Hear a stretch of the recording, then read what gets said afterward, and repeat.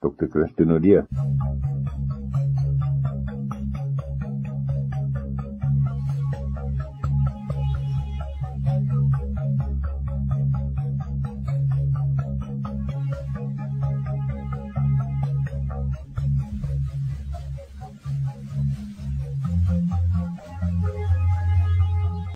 Ons gesels verder met Dr. Christine Odier. Ons tema van die maand is fees. Het is eintlik 'n ryk tyd in ons jaar hierdie. Maar hier is baie feeste.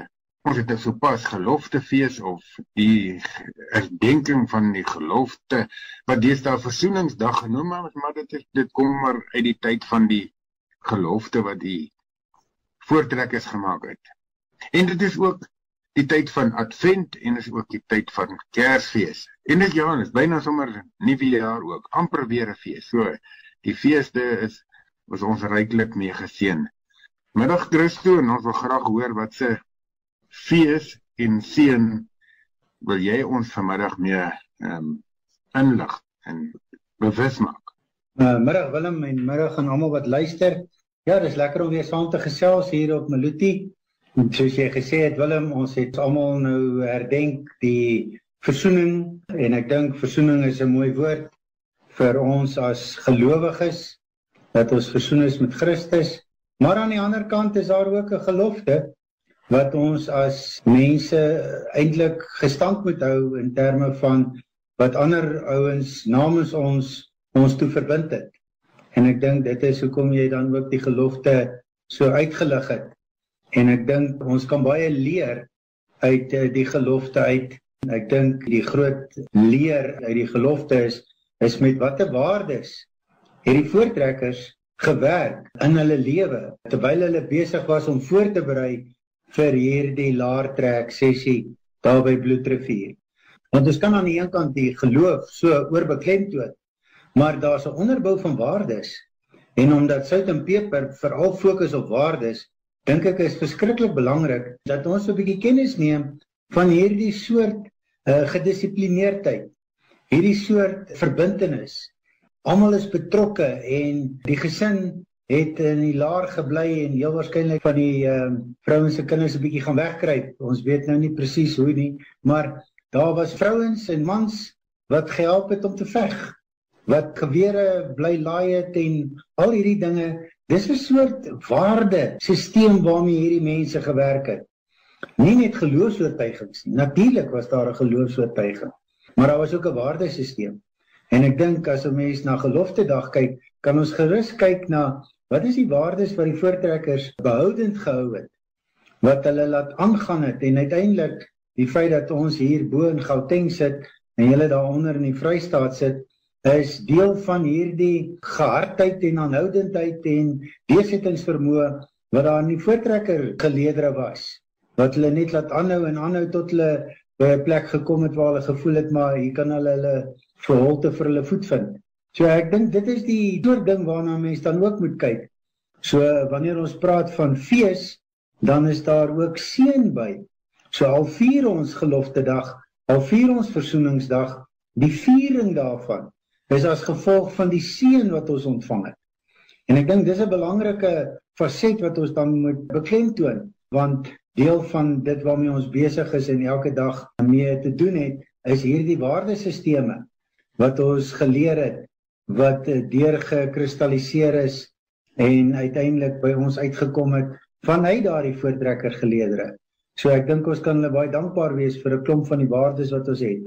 En natuurlik, die Bybel is vir ons 'n groot bron van 'n klomp waardes wat ons moet uitlewe en voorlewe, ook vir ons kinders en ons kleinkinders. Christo, fees en feeste is baie prominent en pertinent in die Bybel. En in die Ou Testament lees ons eintlik verskriklik baie van die feeste wat die Here vir die volk aanbeveel om te doen en beveel om te doen en te onthou. Het feeste sommer net, miskien wil jy oor iets anders te praat, maar het feeste waarde. Die feit dat 'n mens net ontspan toespits op iets, of dit 'n geestelike of 'n ander plesierige fees is.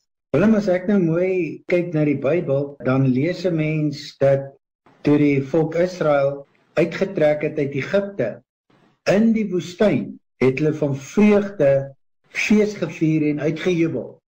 So met ander woorde, dit lyk vir my dat maak nie saak of ek myself in 'n woestynsituasie bevind en of ek in die beloofde land ingaan nie. Fees word gevier. So die fees is nie noodwendig die resultaat van goeie gebeurtenisse wat tot my voordeel strek en ek in die land Kanaan in beweeg nie. Dit kan ook wees dat ek fees vier voordat ek die woestyn moet in. So ek dink dat as 'n mens praat van fees, dan is feesvieringe baie keer gekoppel aan iets goed wat gebeur het. Maar dit kan ook wees dat dit iets is wat ek myself voorberei om deur te gaan. Dit klink 'n bietjie snaaks om dit nou hier in te bring, maar ek dink dit is nogal belangrik dat 'n mens sien dat die feesvieringe gaan oor God en sy nabyheid vir ons en nie noodwendig van die omstandighede waarin ons bevind nie.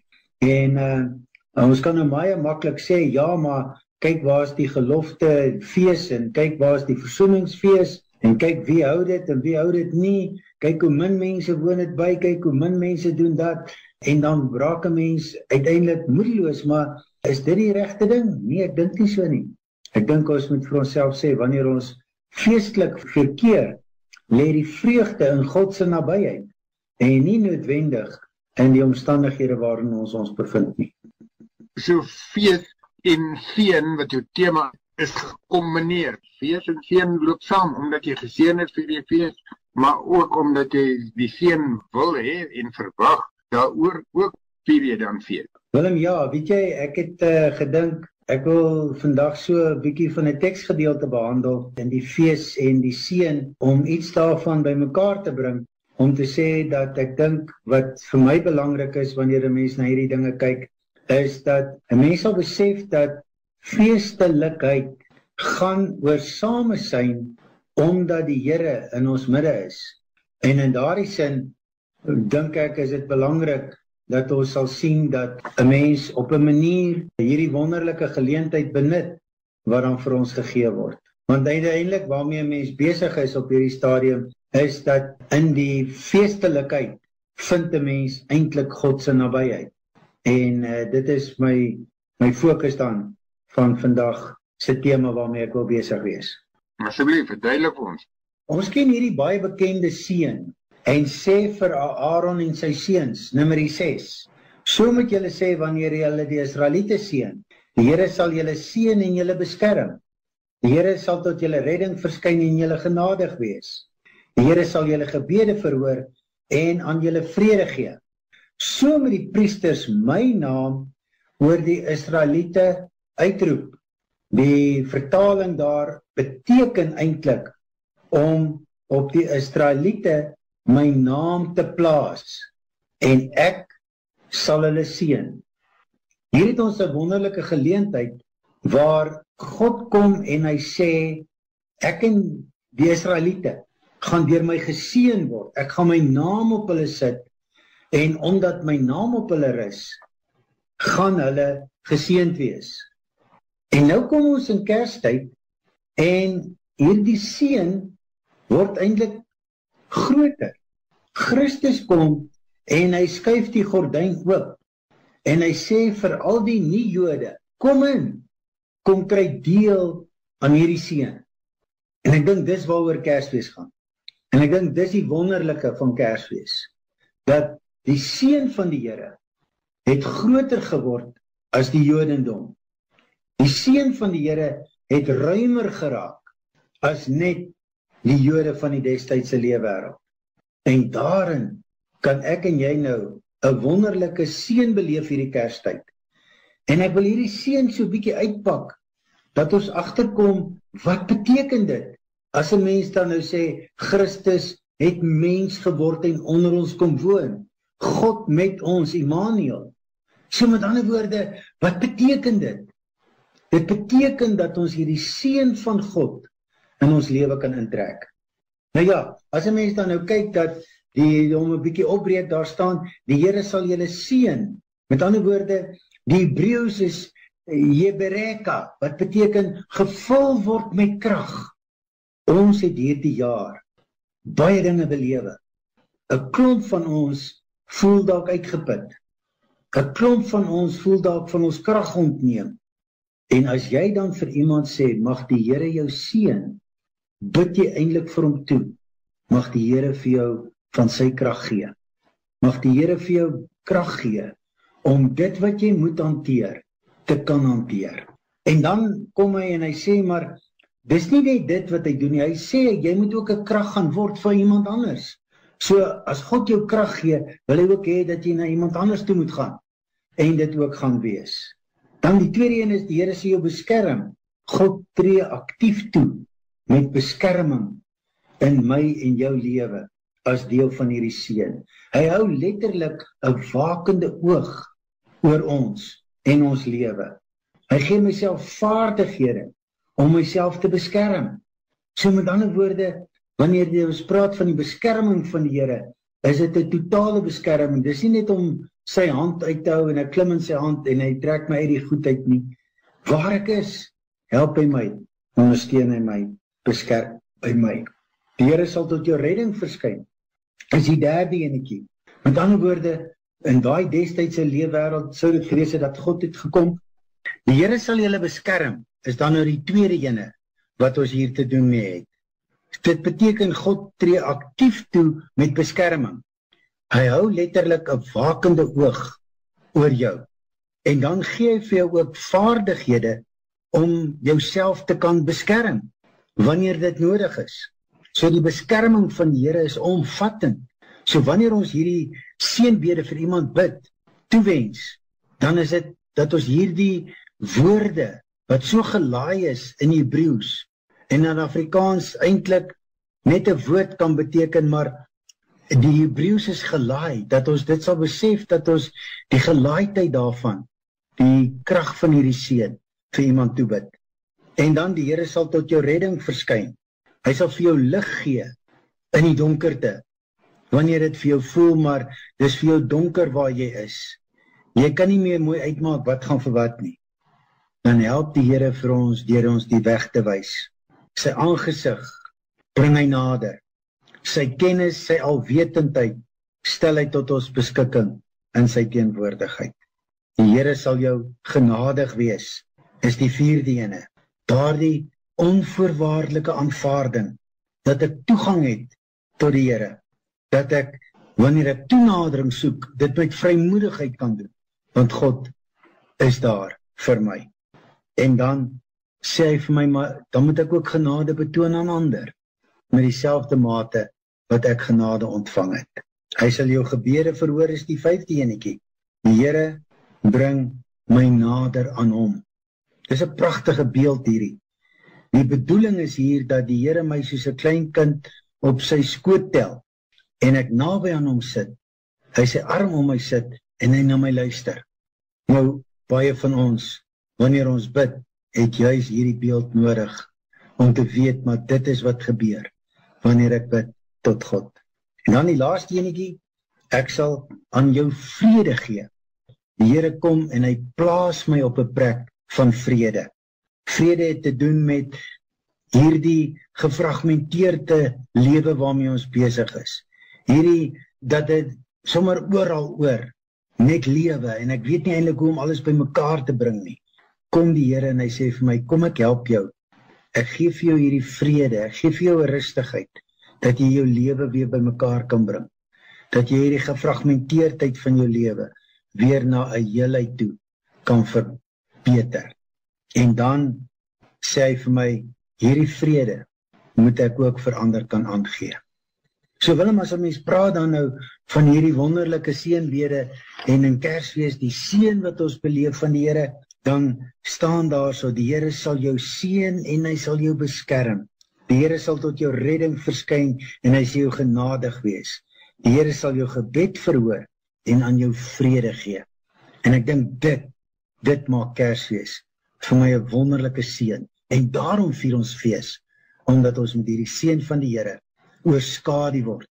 Want soos wat hy vir die Israeliete gesê het, ek sal my naam oor julle as 'n skaduwee hou, kom hy dan ook na jou en my toe en sê, my naam is as 'n skaduwee oor jou.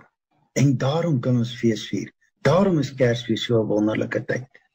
So die seun van Josua het eintlik net konkreet geword in die wêreld vir ons, want God het nader gekom. Jy het elke keer gesê, God gee seën, hy gee krag, hy beskerm, hy tree aktief toe. Hy verskyn, hy gee die lig, hy trek ons nader. So en hier kom hy letterlik in sy seën nader aan ons, en hy kom woon tussen ons. En daarna natuurlik ook in die Heilige Gees, en hy kom woon binne ons. Maar ons praat nou spesifiek oor Kersfees. Die tweede ding wat ek wil vra is, jy praat oor seën en seënbedes. En die priesters moes die volk seën, maar vandag is ons almal priesters, profete en konings. Moet ons nie mekaar baie meer seën met hierdie tipe seën, dat God se teenwoordigheid in ons lewe tasbaar en werklik vir mekaar kan word nie? Willem, ek dink dit is so waar. En ek wil vra dat, miskien die luisteraars wat lus het, in Numeri 6, vanaf vers 24 tot 26, 'n bietjie gaan lees en dit op een van 3 maniere herlees. Die eerste ene is, maak dit 'n geloofsoortuiging. Here, ek weet U sal my seën en ek weet U beskerm my. Skryf dit as 'n belydenis, waar jy vir die Here sê, Here, ek bely dat ek is nie altyd op U seën van bewus nie. Ek maak nie altyd staat op U beskerming in my lewe nie. Maak dit 'n belydenis. So met ander woorde, 'n geloofsoortuiging is sê, dit is so. Ek bely dit, ek glo dit, dis 'n geloofsoortuiging. 'n Belydenis kom en sê, Here, ek skiet tekort aan 'n geloof om dit te kan doen. En die derde ene, maak dit 'n gebed. Here, seën my en beskerm my.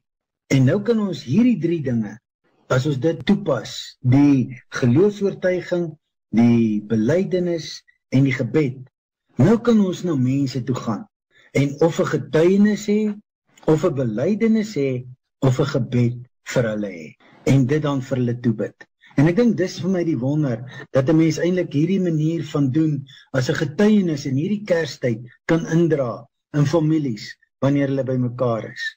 In plaas daarvan, dat 'n mens een of ander grappie vertel, kan 'n mens miskien net hierdie seënbede vir die familie voorlees en sê, hoorie so ouens, kom ons word net 'n oomblik stil. Ek wil vir julle 'n seënbede lees, en weet dat die Here se skaduwee dan inbeweeg in die familie, waar dit gelees word, want hy wil dit bekragtig in elkeen wat dit hoor se lewe. En dis vir my die wonderlike, dis vir my die fees wat 'n mens vier. En as jy dit doen, gaan jy alle skyn van valse vrolikheid of wêreldse vrolikheid nie wegvat in die sin van dat dit moet morbied wees nie, maar dan gaan ons werklik die essensie van die Kersfees se vrede en seën beleef, want jy kan eintlik nie hierdie seënbede aanhoor neutraal nie. Hy vat jou hart, Willem. Hy raak jou hart, want dis kragtige woorde hierdie. So met ander woorde, ons het hier met 'n hart te doen wat deur God aangeraak word. En in blydskap nie anders kan om te sê, Here, Immanuel, God met ons. Ons is in hierdie tyd van advent en afwagting. As jy vir ons hierdie fees en seën wil saamvat in 'n paar woorde, asseblief, Christo, vat vir ons saam en gee ons iets, 'n stukkie gereedskap vir die week wat voorlê. Willem, ek dink ek het dit klaar gedoen. Ek dink ons moet hierdie Numeri 6, 23 of 24 tot 26 vat, gaan skryf dit as 'n belydenis, gaan skryf dit as 'n geloofsoortuiging, gaan skryf dit as 'n gebed, en kyk of jy nie nuwe betekenis haal uit hierdie seënbede wat ons so goed ken, baie Sondae van die kansel af ontvang, met hande wat gelig is deur die predikant wat op die kansel staan nie. En kyk wat gebeur met jou geestelike lewe. As iemand dalk met jou in kontak wil kom, asseblief 'n nommer, Christo. Willem, ja, graag 082-785-1106. Ja, ons sê baie dankie aan Dr. Christo Nordier, wat vandag met ons gepraat het oor fees en seën. Tot 'n volgende keer, Christo. Dankie Willem, en dankie vir almal wat geluister het. 'n Geseënde tyd ook vir julle. Totsiens.